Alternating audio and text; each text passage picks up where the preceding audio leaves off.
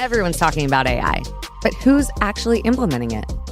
I'm Jenna Ahern, the CEO of Guardian Owl Digital, a search engine marketing firm rooted in integrity and transparency in the digital age. AI and marketing are at a crossroads, and the technology is moving faster than most business leaders can keep up with. That's why we created Go AI, a podcast series where we interview leaders in various industries about all things artificial intelligence. With each guest, my co-host Connor Rafferty and I will explore the applications that this rapidly evolving technology has for business leaders and their industries. Let's go AI. Welcome back to the Go AI podcast. We are thrilled to have Angela Bailey as our special guest today. Angela, please tell us a little bit about yourself. Thank you. Thanks for having me. So I'm an HR consultant. I've been in human resources most of my adult life. I'm not going to tell you how long that is, but it's a very long time. I did do a short stint in business development for a technology company, as you probably remember.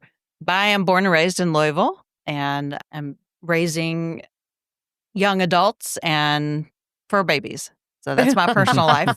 All you need to know about that. I love that. Wait, how old are your children? 18, and I have one that's about to be 21. Oh my gosh. I can't believe it.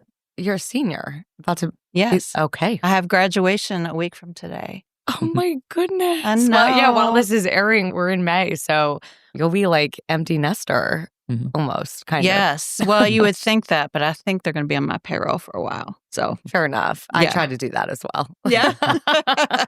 Yeah. Well, Angela, I know that you have a wealth of knowledge in HR and consulting, and marrying the two. I've, been around you in, lead groups and in your sphere of influence for years. And so I'm really happy that you're joining us today and grateful. So thank you. When, HR, I think about in just human connection, I really don't think about AI. When you think about AI, what comes to mind? I think about making my life and everyone else's life simpler. And, you hear a lot of people talk about, well, how can we use AI? Where can we use AI? And I think that's the wrong question. I think you should ask, where can we automate? Where can we simplify? Analytics is really a big need in human resources, and AI can certainly help with that. There's so much process and paper involved in onboarding and managing and offboarding an employee, that those processes can be impacted with AI. So for me, professionally and personally, I just think, how can it make my life simpler? Just like you all I know you are too young to remember, but when we all finally had real access to the internet. Oh, I remember the dial-up. I remember being in my basement being like, wow, this is like alien-esque. Like, this is wild. And then if someone called, you were immediately kicked off. Right? Right? Yeah. I remember I worked for a very large consulting company based here in Louisville. So I worked for Mercer. Okay. And we were like just small groups at a time getting internet access put on our desk computers. Okay. Almost like running to the person's desk that gets it first in your area and playing with it and seeing what you can do. Yeah. Similar experiences happened in my life with AI. Being in an office setting with your HR team, even your technology team. A few years ago, we were all gathering around people's PCs and laptops, watching them use ChatGPT and playing with it. And, it was a novelty. Now it is really changing how we do business and how we do our work. In what ways? Well, let's talk about sort of the life cycle of the employee. Okay. Like I mentioned earlier, you post a job, you get a gazillion resumes, hopefully, and you have to screen for those that are the best fit for skills, for experience, whatever your requirements are. That has been a manual process for a long time. And then we have what we call ATS, applicant tracking systems, that have been able to screen based on some criteria, but still very flawed. I mean, we are focusing on, programming keywords. And now you've got AI, which can really automate that process. Now, it's still not perfect. Sure. And everything that we do with AI requires human oversight, human auditing, the checks and balances and make sure it's working. But just that process alone of screening applicants for a job can save hours and hours for an HR person. And then their onboarding. So that's getting their tax forms filled out, getting all the enrollment pieces completed. So, you've got your benefit choices, for example. So when you get hired, your company may offer you medical, dental, vision, all those benefits that require some sort of enrollment. But companies are getting smarter for the most part, just like AI is getting smarter. And a lot of companies offer, sort of a la carte menu of benefits. And that's been a very manual introduction for an employee. And now AI can personalize that and make it a more automated process. And then you go through the gamut of the employee's life cycle at the company, the annual renewal of benefits, calculating how someone's performance reviews, performance ratings would influence if you have a merit increase process, for example, would influence what percentage of that merit budget would go into their pay increase. Got succession planning, workforce planning, just a lot of pieces that have required HR professionals a ton of hours to complete. And AI, again, with the right human oversight, the right auditing, and making sure that you are still maintaining ethical standards, non-discrimination, and all those important pieces, it has really shifted and will continue to shift how HR people do their work. It will not replace good HR people, will not replace that human element, which, the human connection you mentioned earlier when we were talking about what you think of with HR, that's so important. And, when I think about what mistakes might companies make, it's trying to remove that human connection and that human oversight. And a lot of companies have already done that, even pre-AI. Really? Yeah. So Huh. that's a mistake. I think you can automate process. Sure. You cannot automate human connection. And I love so that. there's a lot of risk to all the things that I just enthusiastically talked about because I am enthusiastic about it. But I just think that's the future of how we do a lot of process. And HR is a very process oriented function. That's incredible. And I love that you, one, have and believe in human oversight within these AI processes. I hear a lot of even just people in general afraid that AI is going to replace their job. So, being in HR, is that something that you've come into contact with for whether it's employees or employers? How does that conversation go for you? So, some of that concern is valid. Okay. You think about manufacturing and production lines and how machines have automated a lot of that process and really have replaced some manual jobs. AI will do that. I'm not going to pretend it won't, but it's going to allow people to do more interesting, more engaging, more leadership, strategic type of functions and not let me make sure these forms are filled out appropriately and let me make sure all the boxes are checked and let me make sure that, I have created this spreadsheet and all these formulas the way they need to be and that they're all working. All of those pieces are going to be better with the influence and the introduction and the integration Of AI. of AI. People will be able to engage other talents and not be clogged down with those processes. In my mind, I don't know if it's positive thinking, but hopefully that too is more positive work that allows them to For sure. utilize their brain a little bit more than just checking boxes or, things that are mundane tasks that you get tired of and maybe don't bring as much joy as strategic thinking and things that are higher level, to your point. In HR, what are some examples of, with AI, automating sort of more monotonous processes that could create more time rather than save time? It creates more time to develop other skills for HR personnel. What skills would you develop in that new time that's been given by AI? Well, I think what I get excited about is more along the lines of performance coaching, leadership development. I mean, all industries, in my experience, have this pattern. It can be retail, restaurant, technology, any industry you can think of. If you are really, really good at your job, then you get promoted to supervisor or a manager or in a leadership type role. But then you're not coached and trained and given the opportunity to develop those leadership skills. So we all know just because you're an outstanding basketball player doesn't make you an outstanding coach. Love that example. Yes. Right? It's the same in the workplace, in any industry. So in my mind, going back to, what should humans be spending their time and talent on?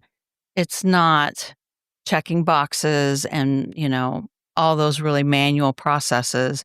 It is really helping people be better at their job. And so that's where the performance coaching and management comes into place. Also, it's helping people figure out what their skills and talents are. And, that coaching in their career path is sometimes lacking, often, I would say lacking, in the HR relationship with employees because they just don't have the time and the bandwidth to do it. And your managers will always say, I don't have time for that. Performance management has always been a check the box kind of activity for an employer.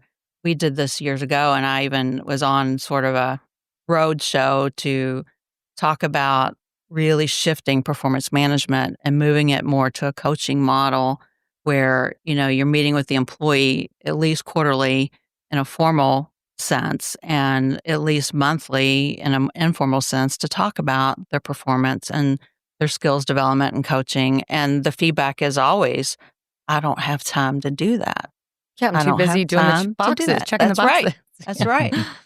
That's an answer, I think, Connor, to your question is it's really working with people and helping those people get better at what it is they want to do and should be doing for the company.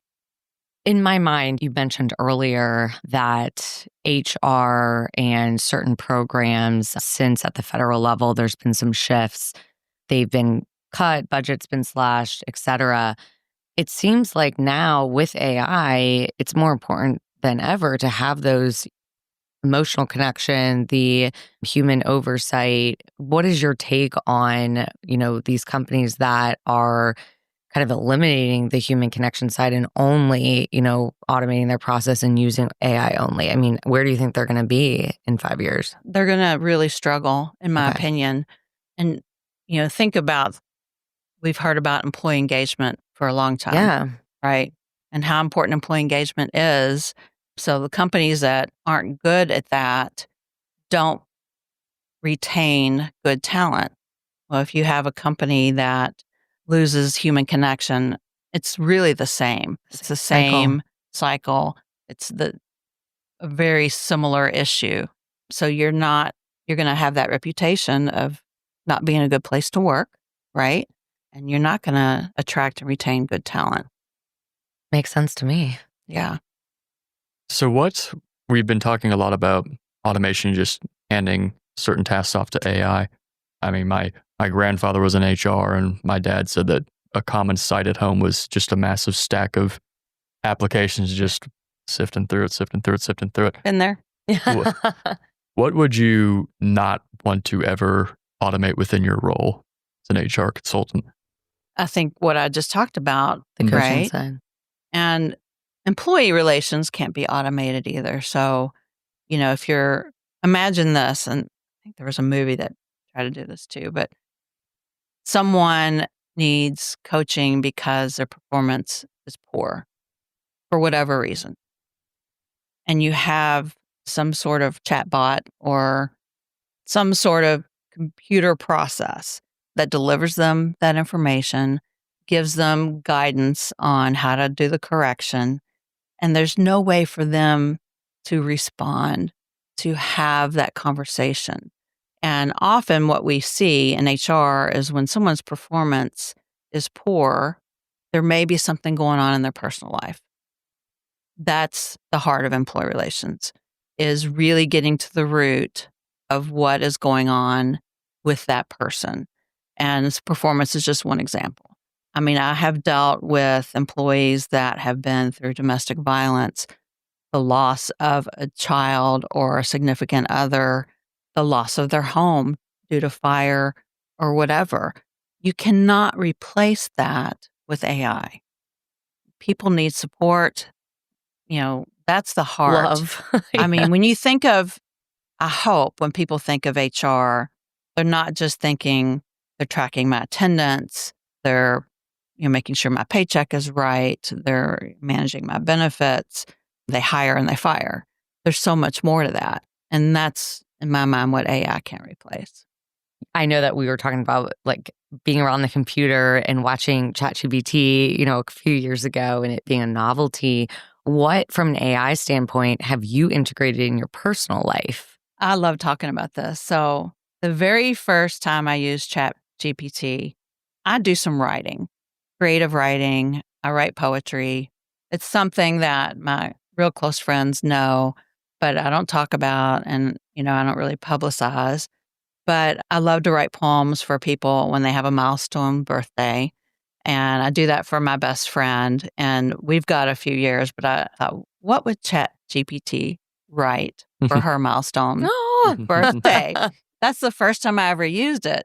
Obviously, I'm not going to use that version, but you put in your, write a poem using these personality aspects or whatever I put in as the prompt.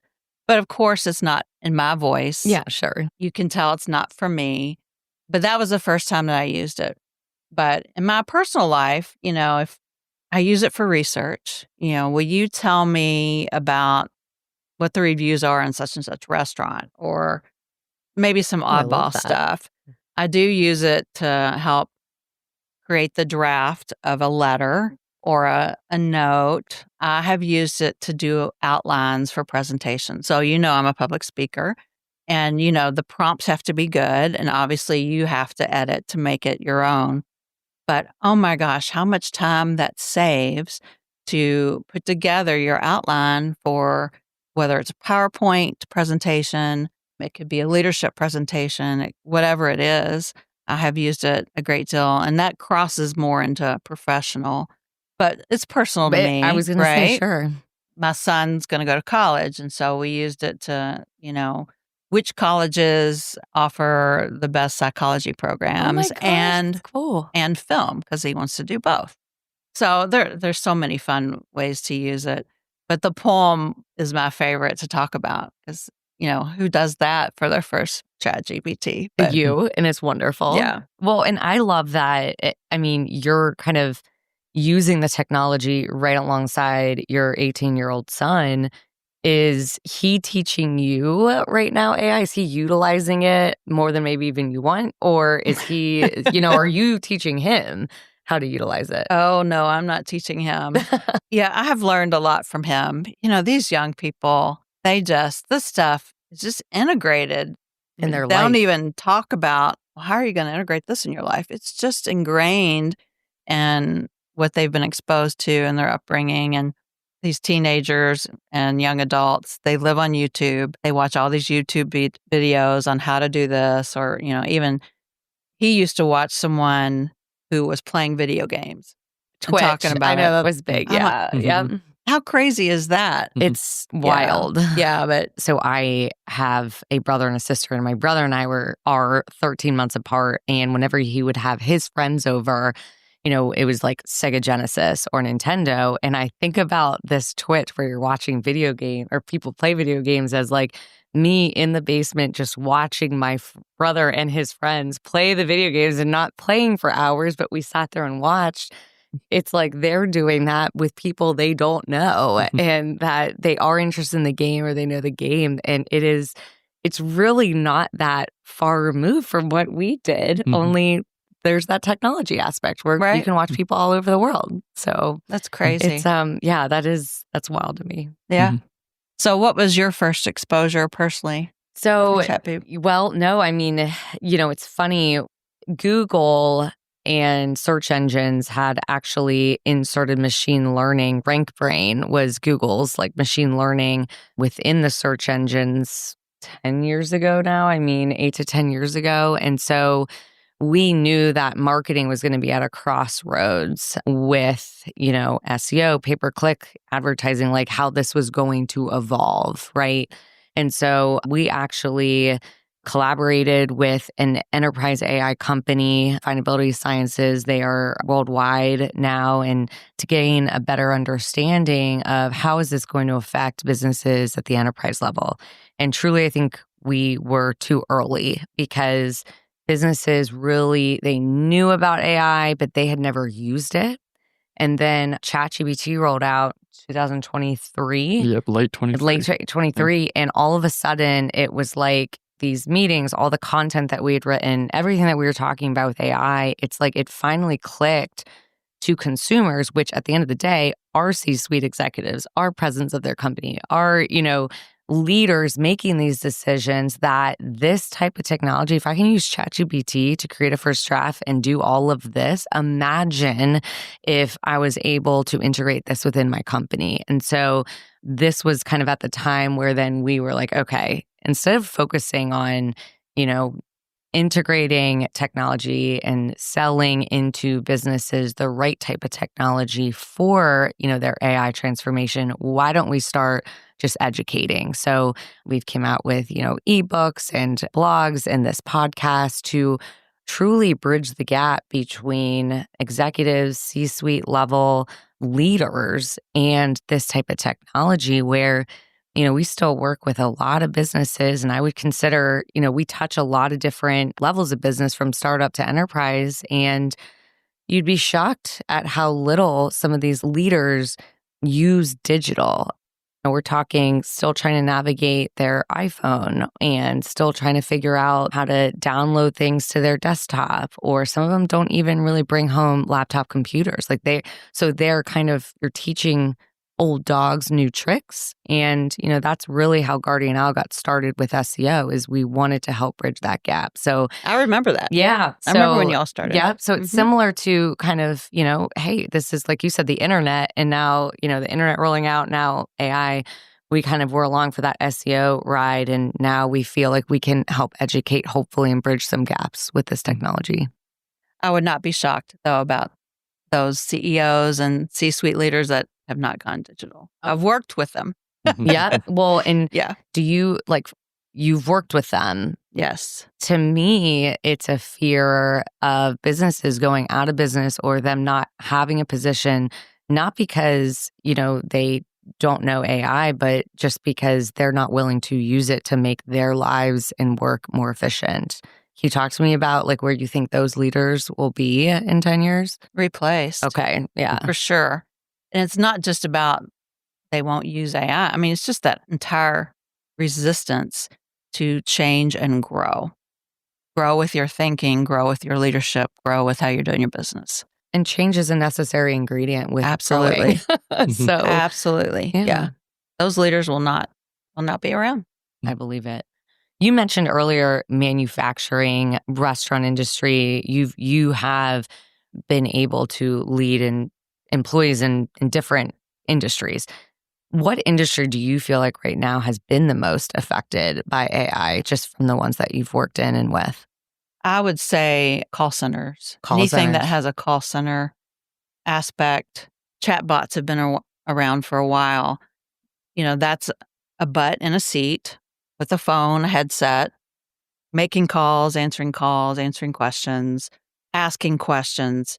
and chatbots and AI are replacing people doing that. I mean, that in my mind is one of those manual processes, right? That an employee, and it's not a fun job. That's Angie opinion. I remember the first call center I went into was super early in my career. I was in my 20s and I was visiting because they were like the back end of a benefit vendor that I was considering bringing on board. Oh, wow. And I went into their call center environment. They were very rigid environments. You were told when you could take a break, when you could go to the restroom, when you could eat, have a drink of water. I mean, it's just such a rigid environment. How many calls you take, how long your calls are. That's, in my mind, a good thing that AI is improving. It's improving the experience for the user of the call center for whatever reason.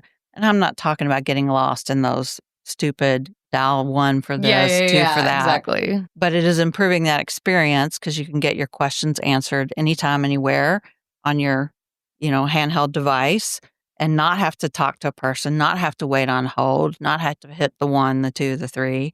And then on the other end of the call center, you can allow, like I talked about earlier, these people to do something that's a little bit less rigid, more meaningful work.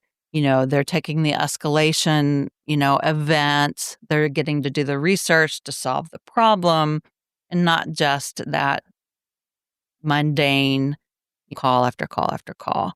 I think, I didn't even think about that. yeah, I think hugely impacted. But I think all industries, really. Marketing for sure. Oh, yeah. Absolutely. Yeah.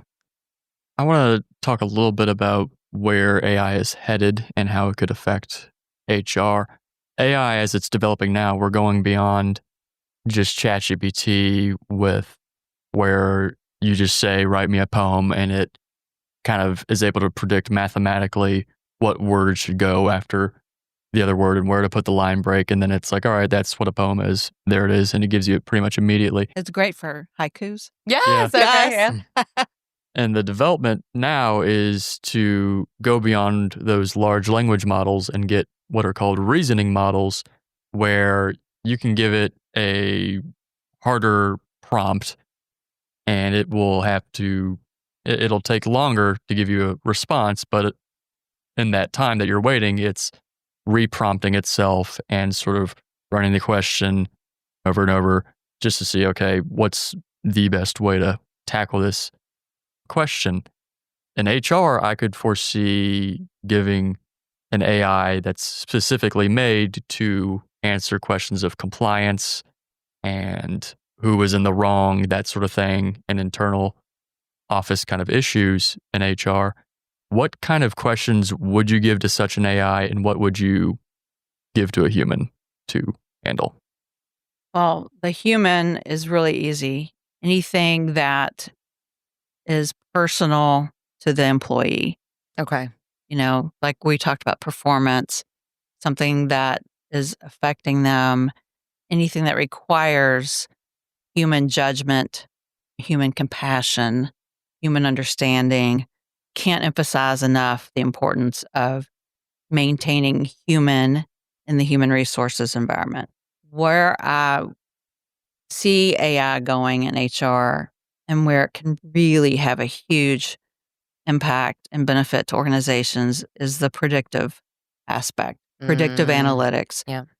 It is pretty challenging, and there are a lot of software tools that are out there to assist, but you still have to know how to get the data, how to get the right data, how to configure the data to figure out workforce planning, for example, and knowing what skills that you're going to need, what the headcount looks like. I think about this construction company that I worked for, and we had a lot of trades, electricians, plumbers, HVAC mechanics, and we were taking on all these projects, and I had been on board, 10 days maybe, not long.